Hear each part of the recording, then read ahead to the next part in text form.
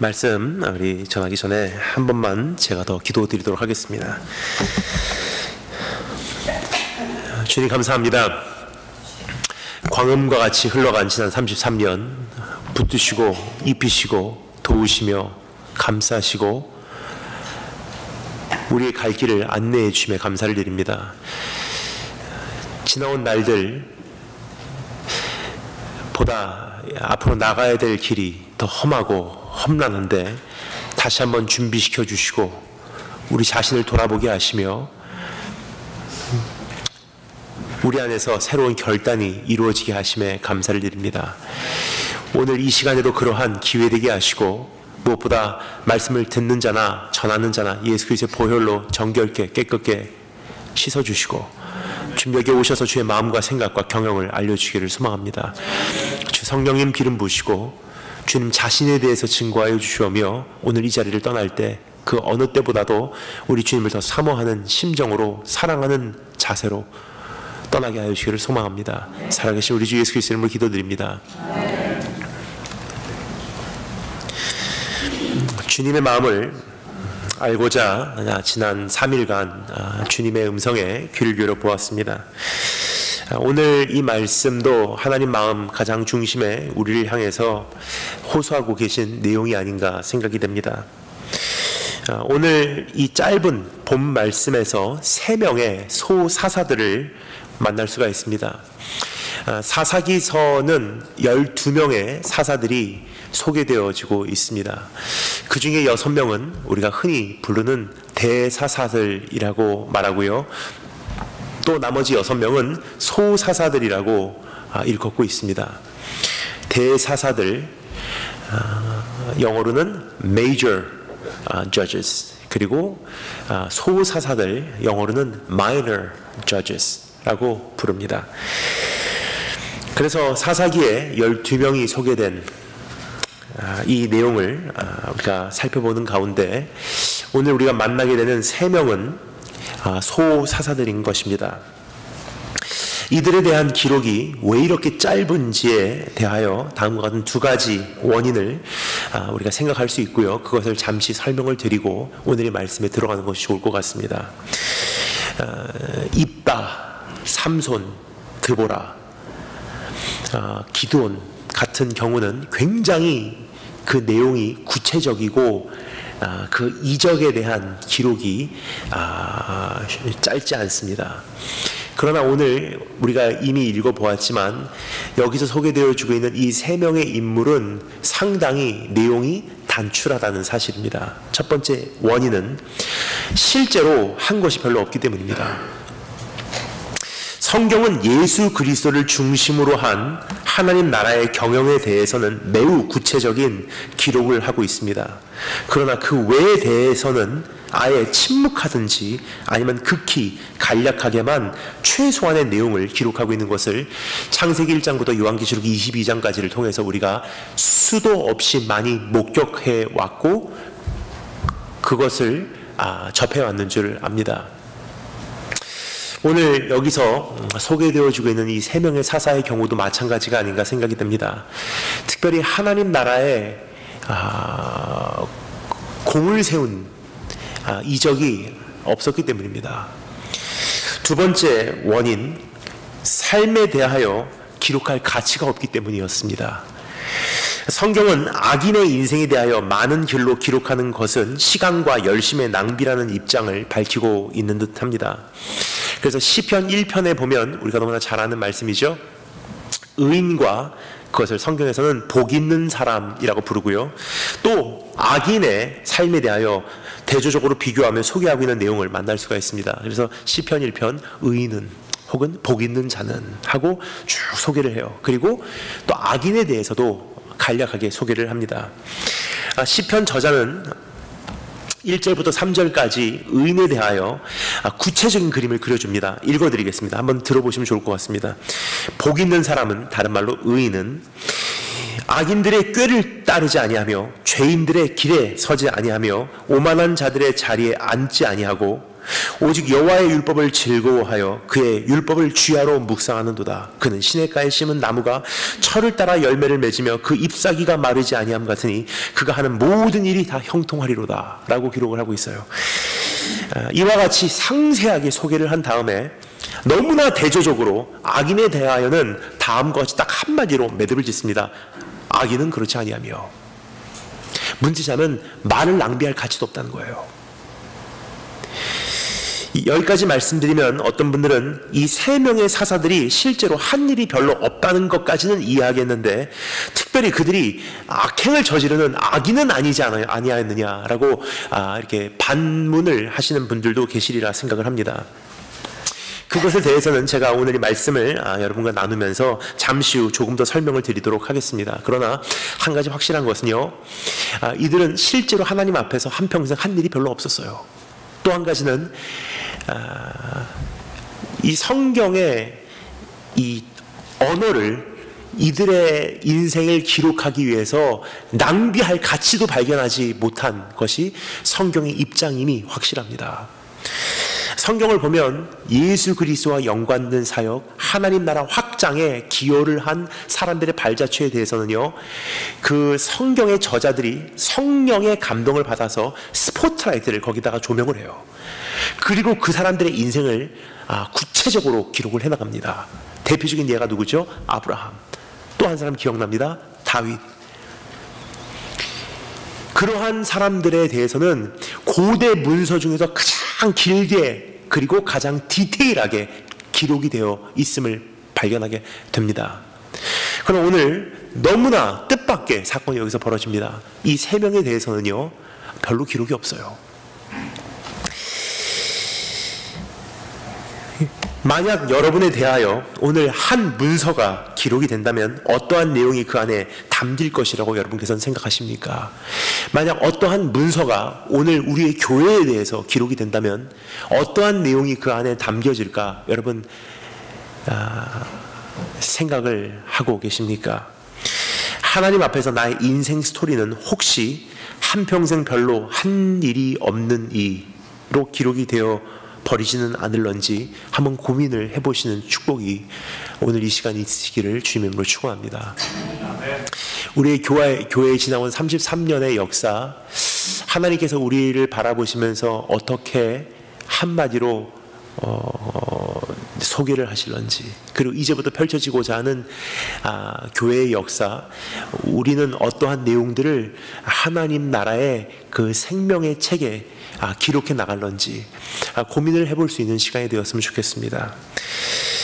행여나 별로 할 일이 없는 자, 인생을 낭비한 자, 기회를 헛되게 사용한 자, 혹은 교회로 주님 앞에서 우리가 소개를 받지 않을런지 참 두려움과 떨림으로 오늘 이 말씀을 가지고 여러분 앞에 서게 됩니다.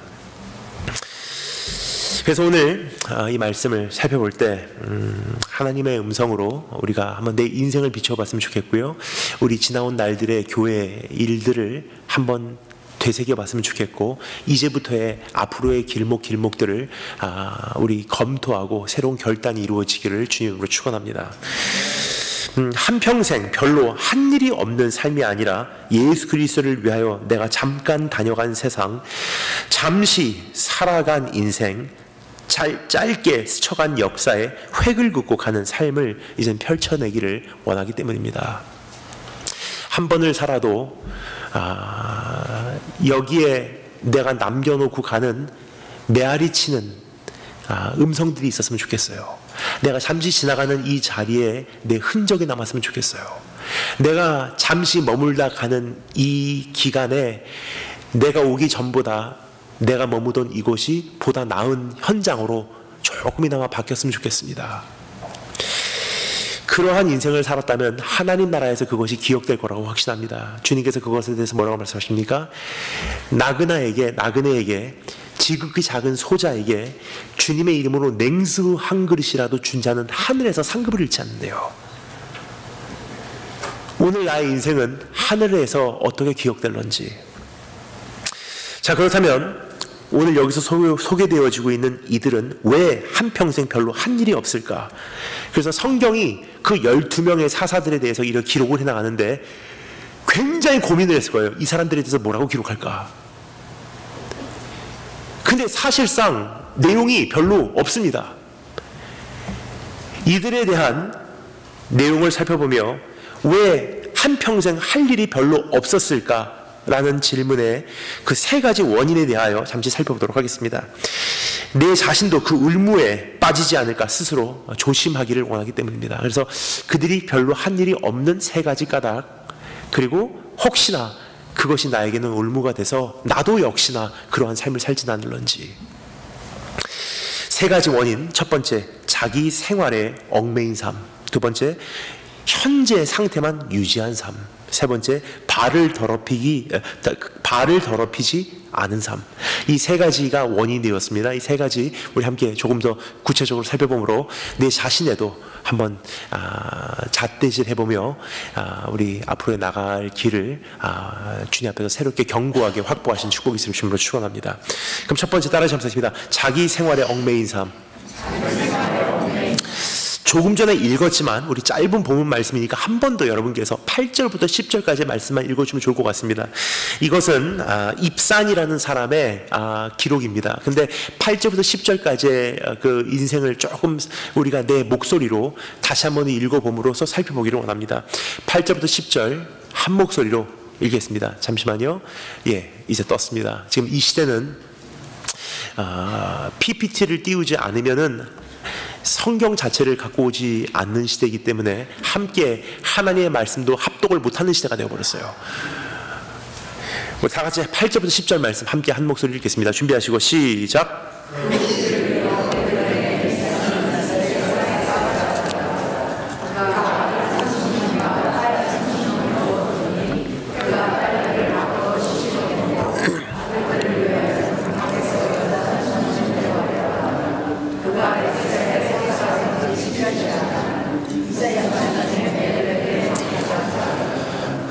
아멘.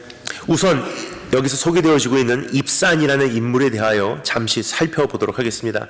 많은 내용을 살펴보는 것도 쉽지 않지만 설교자는 간략한 내용을 살펴보는 것은 더욱더 어렵다고 생각을 합니다. 그래서 긴 설교하는 게 사실은 짧은 설교하는 것보다 쉬워요. 근데 오늘은 이 본문 말씀이 우리에게 제공해주고 있는 여러 가지 내용은 없다는 거예요.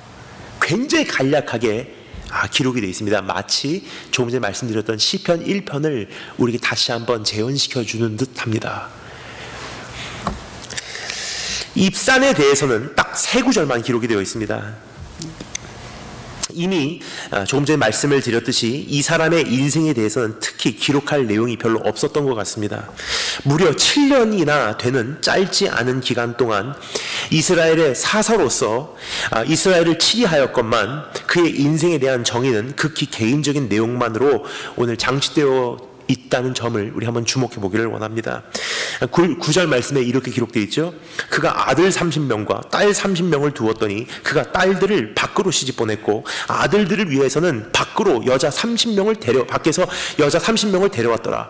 그가 이스라엘의 사사가 된 지 7년이라. 기가 막힌 황당한 내용이에요. 이스라엘의 사사로 부름을 받았을 때는요, 내 백성을 구원하라 라고 부르심을 받은 거예요. 그 모든 우상들을 허물어 내리라고 하나님께서 그를 지명하셨던 것입니다. 이스라엘을 억압하는 그 민족들의 손아귀에서 주님의 백성들을 지켜내라고 임명을 받은 거예요. 근데 그가 7년 동안 사사의 삶을 살고 그의 인생을 소개하는 글이 뭐라고 이야기를 하고 있냐? 아들들 30명 낳고 딸들 30명 낳고 그 아들들은 외국으로 다 장가 보내고 그 딸들은 외국에서 사위들 데리고 와서 시집 보내었더라. 그가 사사로 7년을 그렇게 다스렸더라. 한 걸음 더 나가서 지금 읽은 이 말씀 다음에 나오는 10절에는 다음과 같이 그 인생의 엄격한 맞춤표를 찍어주고 있습니다. 뭐라고 기록되어 있죠? 입산이 죽음에 베들레헴에 장사되었더라. 따라서 지금 제가 소개해드린 내용과 지금 읽어드린 10절 말씀을 합쳐서 한마디로 요약하면 이런 뜻입니다. 입단은 사사가 되어 아이를 60명이나 되는 다수를 낳고 죽었더라.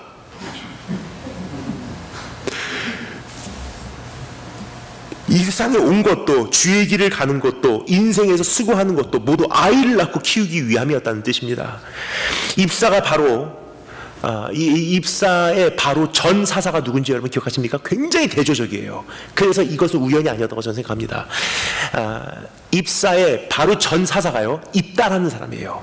근데 입다는 비록 말 실수해서 전쟁에서 이기고 돌아올 때 장막에서 나를 맞으러 처음 뛰어나오는 그것을 내가 주님께 바치리라 했다가 그 성급한 말에 책임을 져서 자신의 딸을 하나님께 바칠 수밖에 없었던 비극은 있었다 해도요, 그의 인생에 대한 기록은 매우 구체적이고 길어요. 그 이유가 무엇이냐?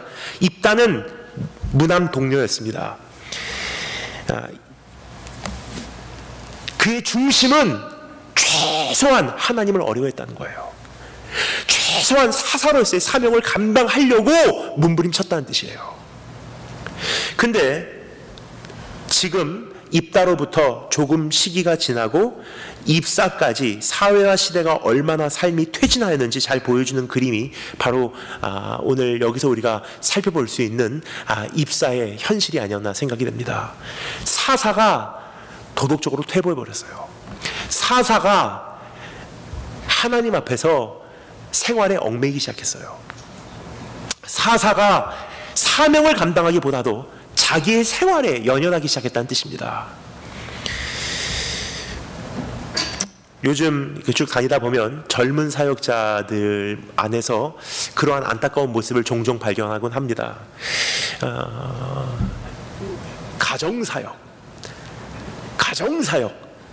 가정사역이라는 변명으로 종으로 부름을 받았는데 종에 가야 될 길을 가기보다도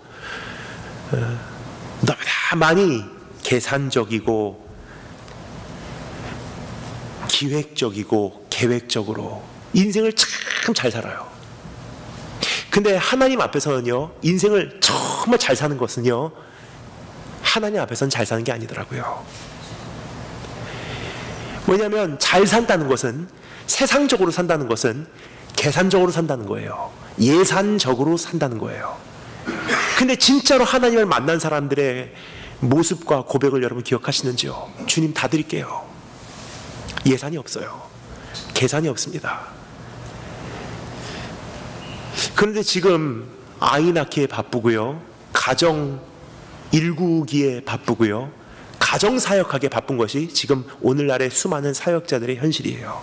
그러다 보니까 영성은 없어지고 배고픔은 사라지고 평탄한 길 속에서 주님을 섬기려고 하니까 등 따스고 배부른데 어떻게 하늘나라의 메시지를 선포할 수가 있겠습니까? 아이들을 많이 낳는 것은 절대로 잘못된 것은 아닙니다. 그러나 내가 누군지를 한번 생각해 보라는 거예요. 아이를 많이 낳는 행위는 사사라는 인물을 맡은 입산이라는 인물에게는 어울리지 않는 삶이 아니었나 생각이 듭니다. 5명, 10명 그것까지는 괜찮았을 거예요. 그런데 지금 몇 명을 낳았다고요? 사사기 안에서 최고 기록을 찍었어요. 60명을 낳았어요. 이러한 삶의 오류에 대해서 사도 바울은 엄격하게 다음과 같이 주의하고 있습니다. 디모데후서 2장 4절에 뭐라고 말하죠? 병사로 복무하는 자는, 군사로 부르심을 입은 자는 자기 생활에 얽매이는 자가 하나도 없나니 이는 병사로 모집한 그분을 기쁘게 하려 함이라. 엄격해요. 내 자신을 얽매우기 쉬운 무게와 죄를 이제는 떨쳐버리라고 히브리서 저자는 우리에게 강구하고 있지 않습니까? 여러분, 이제 지나온 33년이 아니라 이제부터 또 새롭게 펼쳐지는 역사, 교회가 달려갈 길이 남아 있습니다. 뿐만 아니라 나 개인의 신앙으로도 달려갈 길이 여전히 남아 있습니다. 근데 그 길을 우리가 완주하기 위해서는요, 한 가지 조건이 요구가 돼요. 우리를 얽매이기 쉬운 것을 벗어버리래요. 오늘 이 말씀에 보면 거의 분명하게 짐작할 수 있는 현실이 또 한 가지가 있습니다. 아들, 딸 합해서 60명이나 되는 자녀를 얻었다는 것은요, 한 여인을 통해서 이룬 사건이 아니라는 거예요. 아마도 일부 다처제가 지나친 형태로 진행됐던 것 같습니다. 일부 다처제가 문제가 고대 시대에는 되지 않지 않았냐라고 질문하시는 분들도 계실 것입니다.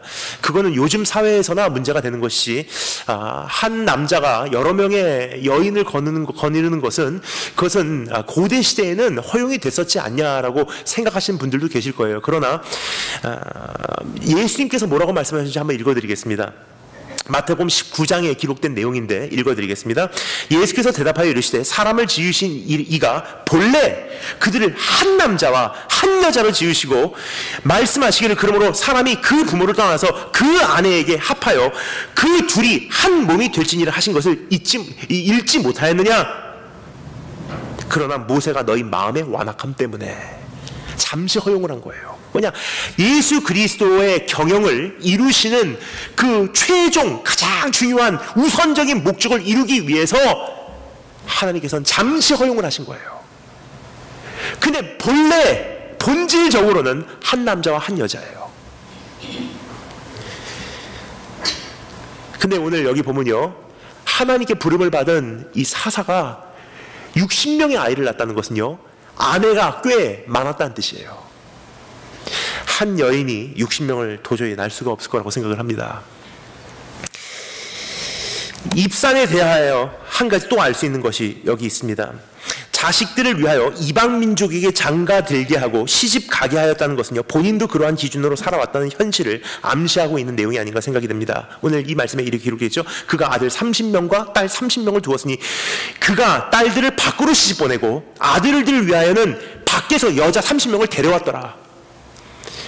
기준이 없는 거예요. 우리의 믿음을 어떻게 지켜야 될지, 우리의 가정의 믿음의 유산을 어떻게 우리가 지켜내야 될지에 대한 욕심도 없고 갈망도 없고 소중한지도 모르고, 신앙은 귀중한 줄 아는 사람이 지켜내더라고요. 그래서 주님께서 뭐라고 말씀하십니까? 값비싼 값진 진주를 돼지에게 던지지 말래요. 그에게는 수많은 이방인 아내들이 있었을 것입니다. 그러니까 60명이나 낳고요. 그 기준으로 살아왔기 때문에 결국은 자녀들에게도 그 기준으로 살려고 명하는 거예요. 외국으로 시집가라, 외국으로 장가가라. 아빠가 그렇게 해보니까 외국 여자가 좋더라. 그 사이에 탄생된 60명이나 되는 자녀들로 구성된 가족입니다.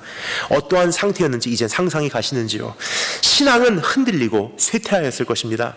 이스라엘 민족의 중요성은 희석되었을 것입니다. 왜냐? 이제는 그 애국심이 분산이 됐기 때문에 이스라엘의 사사로서 우리나라를 지켜내야 되는 이 사명이 희석이 돼버렸어요. 분산이 돼버렸어요.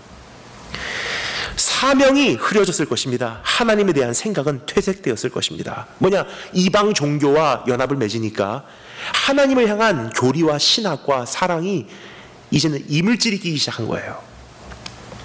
이와 같이 많은 이방 여인들을 아내로 맞이하였던 것은 한 가지 이유가 있습니다. 그 당시 아주 흔한 혼인의 방식이었기 때문입니다. 민족 간의 동맹적 관계를 구축하기 위하여 장가들고 시집갔던 시대였습니다. 따라서 이 입사라는 사람이 이방 여인들을 데리고 와서 자신의 아내로 맞이하고, 그것도 부족해서 자신의 아들과 딸들을 이방 사람들과 혼인을 맺게 했다는 것은요, 자신의 영향력을 최대한 확장해 나갔던 사람임이 분명해요. 그러니까 저 민족과 동맹을 맺고 이 민족과 동맹을 맺고 아들을 보내고 딸을 받고 하면서 동맹을 맺어가면서 자신의 어떠한 보호막을 치기 시작한 거예요. 영향력을 펼치기 시작한 거예요. 정치를 하기 시작한 것입니다. 여러분, 이것은 사사의 역할이 아닙니다. 사사는 이스라엘을 대신해서 싸우는 사람이에요. 이스라엘의 악한 우상들을 파괴하는 사람이에요. 하나님 앞에서 이스라엘을 치리하는 사람이에요. 백성들을 이끌고 하나님 앞에 나오게 하는 역할이에요. 근데 어느 사이엔가 정치가로 바뀌었고요. 자기 삶에 안주하기 시작했고요. 아이 낳기 바빴고요. 자기의 영향력을 펼치기에 욕심을 냈던 사람이에요. 즉 입산이라는 사람은 하나님의 나라, 하나님의 백성, 하나님의 사명에는 별로 관심이 없었습니다. 자신의 생활에 얽매였던 사람이었던 것입니다. 따라서 한평생 별로 한 일이 없더라. 여러분 어떠신지 한번 내 자신을 살펴봤으면 좋겠습니다. 아이 낳고 손주 보고 사업하고 잘 일구어내고 그것을 관리하고 확장하고 자녀들 대학 보내고 그 자녀가 결혼하고 손주 데리고 오고 그것에 내 인생의 최선의 즐거움으로 삼고 계시다면요, 인생으로는 참 행복해요. 그런데요, 우리가 이 세상을 떠나는 날 별로 기록할 내용이 없을 거예요. 이젠 선택을 하셔야 될 때예요. 내가 한 인간으로서 행복을 선택할 것인가, 아니면 하나님 나라를 위해서 한번 내 생명을 걸어볼 것인가. 하나님은 참 선하신 분이시기 때문에, 인격적인 분이시기 때문에 그 사람이 원하는 걸 주시더라고요. 그냥 이스라엘 민족 어떻습니까? 그토록 왕을 달라고 하니까 하나님께서 이스라엘의 왕 되신 자리에서 잠시 내려와 주시고 사람 왕을 그들에게 세워주십니다. 너희가 그토록 원한다면 그거 해라. 제가 이렇게 다니다 보면 저에게 꼭 묻는 질문이 있으십니다. 다니엘 목사님 결혼 안 하십니까? 근데 저는 솔직히 이번에 와서 좀 섭섭합니다. 왜냐하면 이제는 저에게 물어보시지도 않으시더라고요. 우리 부활교회 성도님들은 지나온 13년간 지칠 때까지 물어보셨기 때문에 어차피 변화가 없을 거야 라고 단정 지으시고 이제는 묻지도 아니하시니까 이번에 와서 좀 섭섭하더라고요. 근데 제가 결혼을 안 하면 많은 분들이 이제 오해를 하십니다. 독신의 은사가 있는 것이 아닌가. 저는 그렇지 않습니다. 반드시 결혼을 하고야 말 것이라고 제 안에 나름 작정을 하고 있고요. 그리고 주님께 기도는 하고 있어요. 근데 제가 왜 결혼을 안 하고 있는지 설명을 드리겠습니다. 못하는 게 아니라 안 하는 거예요. 그 이유를 설명드릴게요.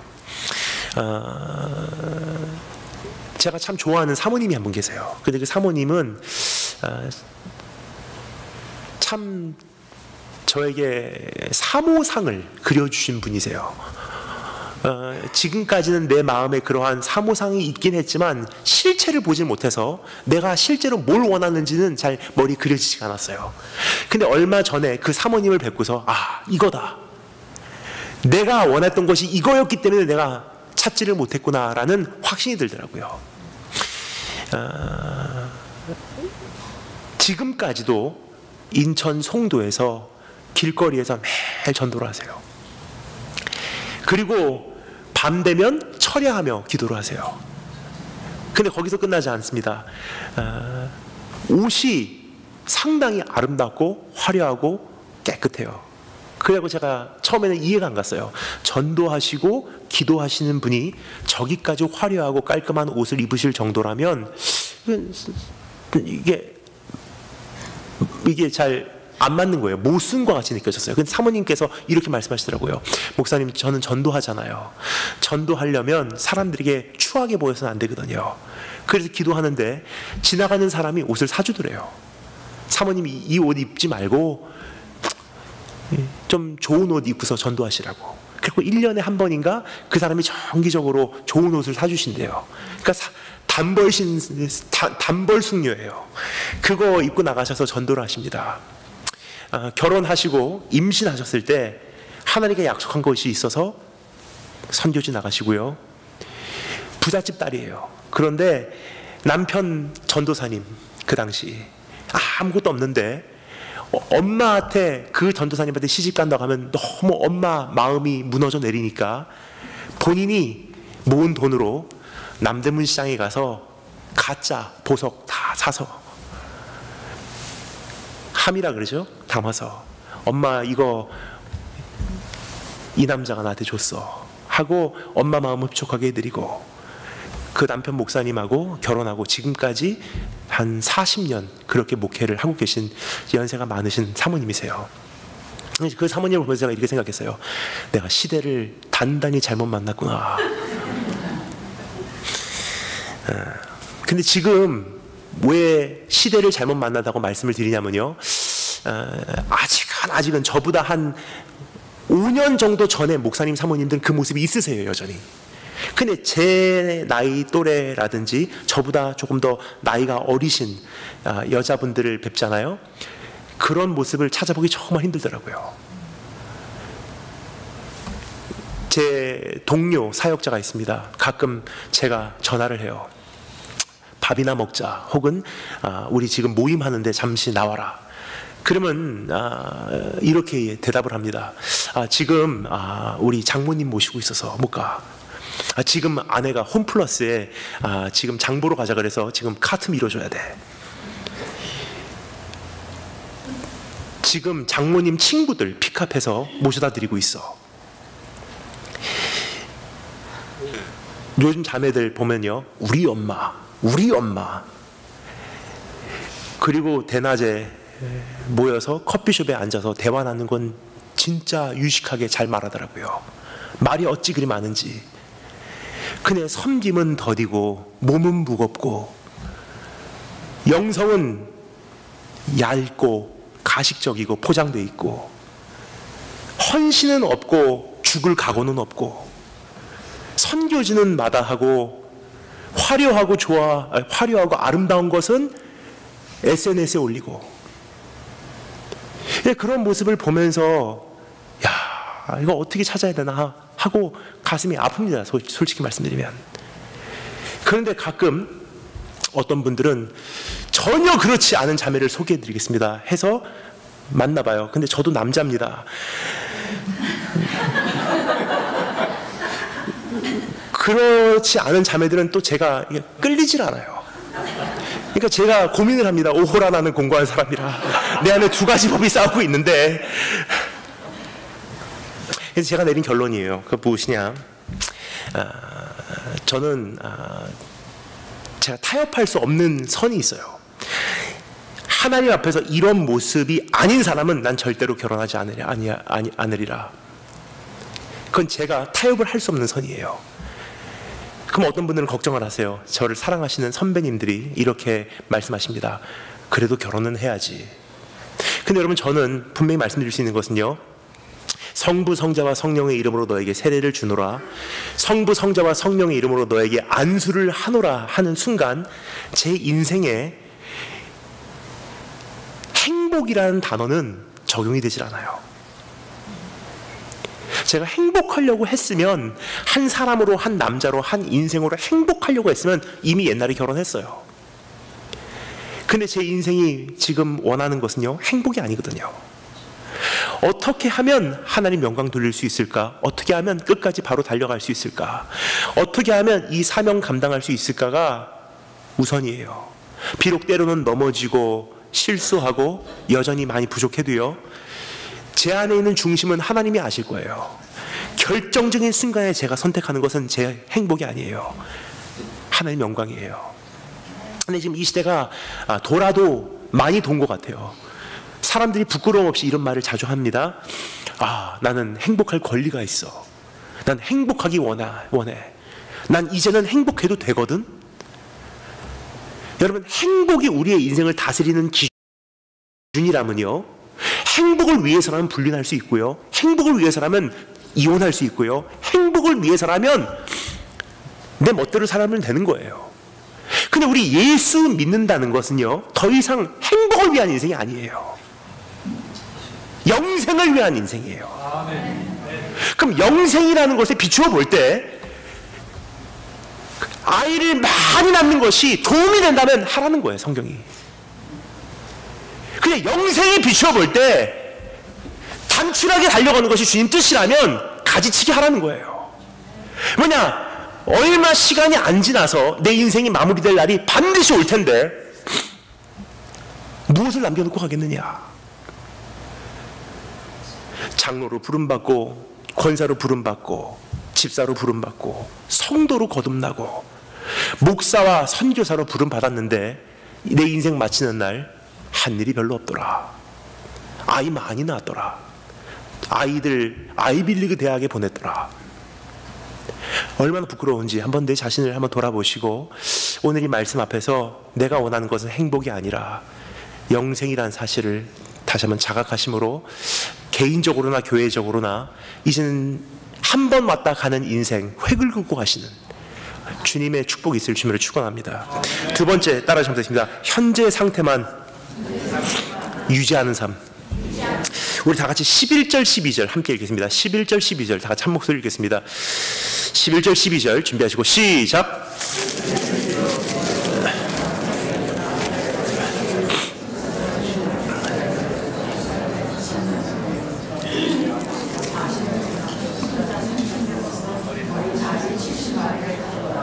예, 거기까지입니다. 예. 11절 12절이었습니다. 예. 장사되었더라까지였습니다. 두 번째 우리가 살펴보기를 원하는 인물은 엘론이라는 사람입니다. 이 사람은 입사를 이어 10년간 사사로서의 임무를 수행하게 됩니다. 그러니까 입사가 온 다음에 또 두 번째 사람이 바톤을 이어받습니다. 이 사람의 이름은 엘론이라는 사람입니다. 근데 이 사람은 사사로서 10년이라는 시간을 치리를 합니다. 여기서 한 가지 보기를 원하는 것은요, 그의 삶에 대해서도 아무런 특별한 사건이 기록되어 있지 않다는 점입니다. 단지 이스라엘을 다스렸더라라고 기록을 하고 있습니다. 이것은 그냥 치리했다는 표현이 아니에요. 여기서 말하는 다스렸더라라는 이 기록의 뉘앙스는요, 현 상태를 유지하였더라라는 뜻입니다. 즉 전혀 특별한 일을 경험하지도 시도하지도 도전하지도 성취하지도 않았다는 뜻입니다. 그가 사사였던 10년간 제자리 걸음하다가 죽었다는 뜻이에요. 그래서 우리가 삶에 얽매여 있는 것도 결국 인생에 어떤 변화를 일으킬 수 없지만 잘 유지만 하려고 하는 것도 인생에 아무런 의미가 없다는 거예요. 교회는 앞을 향해서 나아갈 때 역사가 일어나는 거예요. 유지하려고 하면 박살나게 돼 있어요. 여러분, 사사기는 가나안 땅을 정복하는 과정에서 쓰여진 기록입니다. 그러니까 사사들이 부름을 받은 것은요, 잘 지켜내라가 아니에요. 사사들은 공격형이에요. 따라서 가나안 땅에 들어가서 정복해라. 여호수아가 남겨놓고 간 그 사역을 이젠 바톤을 쥐어들고 이제는 그곳에서 왕국이 이루어질 때까지, 가나안 땅에 이제 완전히 우리의 손아귀로 들어올 때까지 일하는 사람들이, 그 기간을 채워내는 역할을 맡은 사람들이 사사들이에요. 하나님의 약속이 이루어지는 길목에서 쓰여진 기록입니다. 즉 아직 하나님의 뜻이 완전히 성취되지도 않았는데 10년간 현 상태를 잘 유지하였다는 것은요, 얼마나 악한 행위인지 여러분 이제 이해가 가시는지요. 이미 모든 것이 다 이루어진 것 같이 전진과 정복에는 관심도 없이 현 상태만 유지하는 그러한 삶을 살았다는 것을 우리에게 말하고 있는 것입니다. 하나님의 뜻이 완전히 이루어지지도 않았는데 마치 이루어진 듯이 그냥 오늘을 잘 유지하고 행복하게 누리자. 주님의 심정에는요, 그건 죄예요. 뭐냐, 갈 길이 남아있는데 이게 단 줄 알고 우리가 단정 짓는다면요, 우리를 부르신 이유가 없거든요. 교회도 똑같습니다. 아직도 해야 될 일이 남아있는데 교회를 유지 상태로 들어가 버리면요, 성도가 그 공격성을 잃어버리면요, 갈 길을 상실해버려요. 가나안 땅의 정복이 끝나야지 끝나는 거예요. 이 세상이 복음으로 정복이 돼야지 끝나는 거예요. 근데 교회가 세상 복음 정복에는 관심을 기울이기보다 여기까지 성장했으면 많이 했어, 지금까지 우리가 잘 보호했으면 잘 지켜왔어, 그걸로 오늘 안주를 해버리잖아요. 오늘 성경이 말합니다. 그것은 하나님 앞에서 악한 행위래요. 저 역시도 이와 같은 함정에 빠지지 않도록 시시때때로 주의하고 근신하고 돌아보고 있습니다. 참 저 자신도 이것을 가지고 지금 싸우고 있다고 말씀드려도 과언이 아니라고 생각을 합니다. 주님의 복음은 아직 땅끝까지 가지도 않았는데 오늘 설교도 잘 마치고 숙소로 돌아왔다는 것으로 안심해버리면요, 하나님께서 저를 향해서 얼마나 기뻐하실지. 주님의 나라는 아직 완전히 도래하지도 않았는데 마치 나는 어떠한 사역을 이제는 완전히 이루어 놓은 것 같이 안일함으로 살아가고 있지는 않은가, 참 내 자신을 바라보며 괴로울 때가 있어요. 그래서 작년에 하나님께서 저에게 주셨던 음성이 있습니다. 작년 미주 일정 때 하나님께서 저에게 깊이 파고드는 음성으로 이렇게 말씀을 느끼게 하셨어요. 내려오라. 네가 올라간 그 나무에서 내려와라. 어느 사이엔가 제 자신이 안주를 하고 있더라고요. 여기까지 이루어놨으면 잘 유지하자, 잘 지켜내자. 근데 하나님께서 말씀하세요. 내려와라. 아직 땅끝 복음 성취되지 않았고 하나님 주님 오실 날 아직 여전히 남아있고 예수님 좀 전해달라고 하는 마게도니아의 환상에서 나타난 사람과 같은 그런 인물들이 저를 부르고 있는데, 유지만 잘해야 된다고 생각하는 것은요, 하나님 앞에서 악한 행위라고 성경은 말하고 있는 것입니다. 위에서 말씀드렸습니다. 이들은 단순히 특별한 것을 이루지 못한 차원이 아니라 오히려 악한 종들이라고 성경은 소개하고 있는 것 같습니다. 갈 길이 남아있는데 끝났다고 착각하는 것은 악한 것입니다. 해야 할 일이 남아있는데 다 이루었다고 주장하는 것은 옳지 못합니다.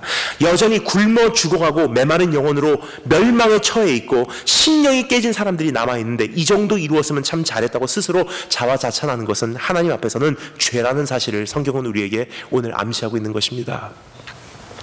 그래서 에스겔서 18장 18절에서 무슨 말씀이 기록되어 있죠? 이렇게 기록되어 있습니다.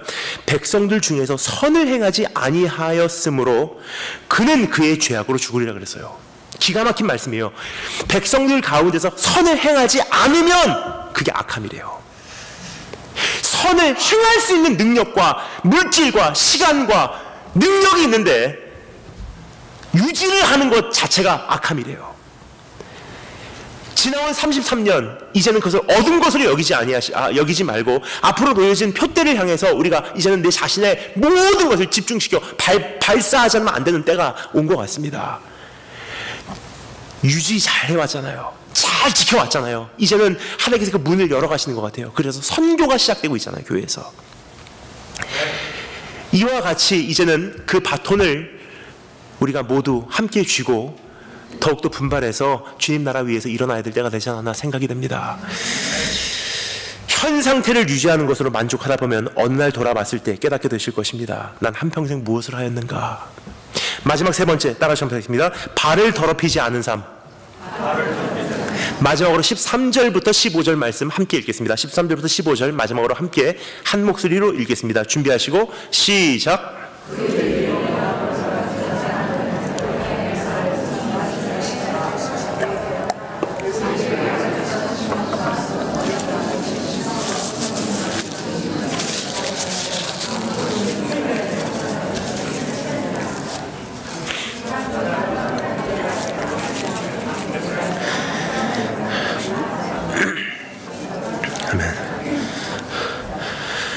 요한계시록이 생각이 납니다.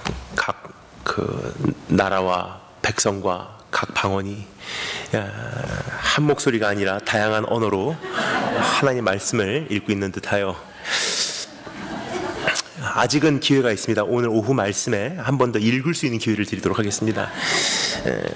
구속의 역사가 이루어지기를 바랍니다. 자, 마지막으로 살펴보기를 원하는 인물은 압돈이라는 사람입니다. 이 사람은 아들 40명과 손자 30명을 이끌고, 적어도 자녀가 아까 입사보다는 20명 적습니다. 근데 아들 40명과 손자 30명을 이끌고 낙이 70마리를 탔다라고 여기 소개하고 있습니다. 이게 얼마나 부끄러운 소개입니까? 하나님의 종으로 부름을 받았는데 결국 나오는 내용이 뭐냐? 아들 40명과 손자 30명을 이끌고 나귀를 타고 다녔더라. 한평생 사사로 부름을 받았건만, 한평생 선교사로 부름 받았는데, 한평생 목사로 부름 받았는데, 예수 그리스도의 값진 피로 새 생명 주시며 또 한 번의 기회를 허락받은 존재인데 결국 내 인생의 최종 소개가 나귀를 탔더라 라면 이거 얼마나 부끄러운 소개인지 한번 생각해 주면 좋을 것 같습니다. 사사로서 8년을 섬겼건만 결국 그에 대한 기록은 자식과 손주와 나귀 타고 돌아다녔다는 한마디밖에 없습니다. 여기서 말하는 나귀를 탔다는 것에 대해서 잠시 설명을 드리도록 하겠습니다. 이것은 단순히 나귀를 탔다고, 그리고 나귀를 타고 돌아다녔다는 사실을 강조하는 것보다도 한 가지 형태의 삶을 살았다는 사실을 우리에게 알려주고 있는 표현인 것입니다. 고대 시대 농부, 노동자, 일반 군인들은 절대로 말에 올라타지 않습니다. 거의 발을 땅에 딛고 살아가는 사람들이었습니다. 그래서 이 사람들을 서민이라고 해요. 그러나 나귀나 말을 탄 사람들은 왕과 귀족, 장군들이었었어요. 그들의 발은 지상에 붙어있는 시간보다도 나귀에 올라가 있는 시간이 더 많았습니다. 그래서 이동할 때도 나귀, 전쟁터에서도 나귀,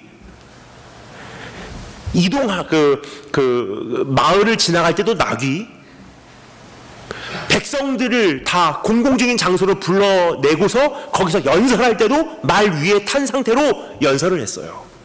그러니까 이 사람들은 자는 시간 빼고는요, 나귀 위에 앉아있는 시간이 더 많았던 사람들이에요. 따라서 나귀를 탔다라는 표현은요, 그 발을 땅에다가 내딛지 않고 발을 더럽히지 않았다는 뜻이에요. 수고도 하지 않았고 모험도 하지 않았고 땀 흘리지도 않았다는 뜻입니다. 그 발이 진흙탕에 들어가지 않았다는 뜻이에요. 깔끔하게 인생을 살았던 사람들이에요. 이 한 가족의 모습 상상하십니까? 사사와 그 아들 40명과 손주 30명이요 발을 더럽히지 않았어요. 깔끔하기를 원했고요, 세련되기를 원했고요, 화려하기를 원했어요. 한평생 별로 한 일이 없는 인생의 큰 원인 중 하나는 바로 발을 더럽히기 싫어했고 귀찮아했기 때문입니다. 이것에 대해서 성경은 다음과 같이 지적하고 있습니다. 데살로니가 후서 3장 10절 말씀, 누구든지 일하기 싫어하거든 먹지도 하지 말게 하라. 여러분, 무엇으로 내 삶의 기록을 장식하시기를 원하십니까? 한번 오늘 이 말씀을 통해서 조금 고민을 했으면 좋겠어요. 왜냐, 지나온 33년 참 잘 해오셨습니다. 그러나 어느 사이인가 우리가 낮잠을 잘 수가 있기 때문이에요. 잘 해왔어, 충분히 했어, 잘 지키면 돼, 유지만 하자, 지금까지 한 대로만 하면 돼. 근데 성경은 그것을 허용을 안 해요. 뭐냐, 성경이 신앙생활을 표현할 때 공격형으로 표현해요. 천국은 침노하는 자들의 것이다, 천국은, 영생은 쟁취하는 자들의 것이라고 이야기를 하고 있지 않습니까? 즉 신앙에서 제자리 걸음은 죽음으로 돌아가는 통로라는 뜻이에요. 여러분께서 오늘 무엇을 원하시고 계십니까? 행복한 가정이십니까? 아들 30명, 딸 30명 낳고 행복하게 산 것으로 인생을 써나가실 예정이십니까? 그것으로 만족하실 것 같으십니까? 혹은 어떠한 분들은 안정된 인생을 추구하십니다. 현 상태를 유지하는 것으로 충분하다고 생각하시고 계시지는 않으신지 한번 오늘 이 말씀을 통해서 내 자신을 살펴봤으면 좋겠습니다. 복음은 아직 땅끝에 도달하지도 않았는데, 주님은 아직 오시지도 않았는데, 여전히 죽어가는 영혼들은 그렇게도 많이 남아있는데, 세상은 날로 악해져만 가는데 혹시 나는 충분히 했어라고 생각하고 계시진 않으신지. 혹시나 어떤 분들은 오늘 고상한 생활에 너무나 익숙해져서 발을 더럽히고 손을 더럽히는 것이 싫으신 분들도 계실 거예요. 발을 더럽히기 싫으십니까? 손을 더럽히기 귀찮으십니까? 그러한 인생은요, 아무런 역사도 일어나지 않아요. 오늘 저희 옛날 교수님께서 저에게 하해 주셨던 말씀이 기억이 납니다. 저희 그 사역에 대해서 강의를 하시는 제 신대원 때 교수님께서 이렇게 말씀을 하셨습니다. 굉장히 단순한 선포인데 그 당시는 그게 얼마나 귀한 선포인지를 제가 인지를 못했던 것 같아요. 근데 이 말씀을 준비하면서 다시 한번 그게 되새김질 되더라고요. Young seminarians, 젊은 신학자들이요, 신학생들이요, Ministry is messy. 그래요. Ministry is messy.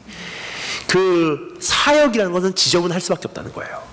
근데 제 성격과 사실 안 맞아요. 여러분, 저를 보면 어떠한 인상을 받으십니까? 저는요, 저희 어머니께서 걱정하실 정도로 조금 지나쳐요. 저는 어디를 딱 정하면요, 제가 좋아하는 카페 정해지면 그 카페 밖에 안 가요. 그 카페에 가서도 제가 앉는 그 자리 정해지면 그 이후로는 그 자리밖에 안 앉습니다. 그래서 카페에 갔는데 오늘은 다른 사람이 그 자리에 앉아 있으면요, 가방 들고 서 있어요. 그리고 그 사람이 안 갈 것 같으면 그 사람 가장 가까운 자리에 가방 들고 앉아 있습니다. 그리고 계속 눈길을 줘요. 그리고 그 사람이 가는 순간 그 자리 가서 앉아야지 음료 주문이 가능하고요. 그러니까 이럴 수밖에 없다는 사실, 여러분 저를 긍휼히 여기시기 바랍니다. 왜냐, 이건 정신질환이 아니라 너무나 많은 곳을 가기 때문에 제 삶에는 지속성이라는 것이 하나도 없어요. 그러니까 나름대로 제 안에서 지속성을 만들어내고 있는 거예요. 그래서 똑같은 자리, 똑같은 음료, 똑같은 시간에 앉아서 똑같은 방식으로 먹고 똑같은 생활을 해야지 어느 정도의 집이라는 개념이 제 안에 느껴져요. 아, 편안하다. 이게 제 defense mechanism, 제 자신을 지켜내는 장치예요.